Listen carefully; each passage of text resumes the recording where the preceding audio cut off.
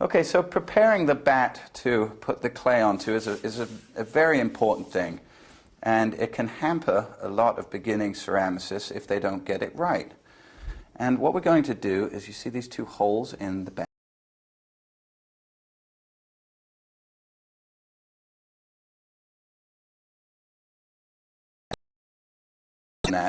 It's important now to get a good surface to stick your clay to.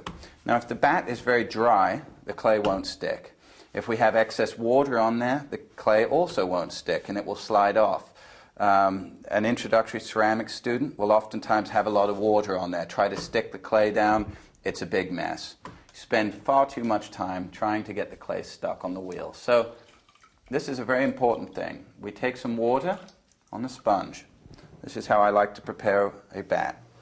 I simply wet down my bat, allowing as much water as I like to get onto it.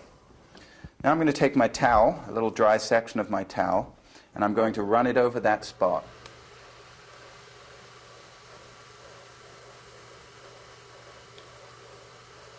Okay, so now we've prepared the bat for the clay, and we're going to attach the clay to the bat. We're going to sort of get it in a spot that looks fairly centered up.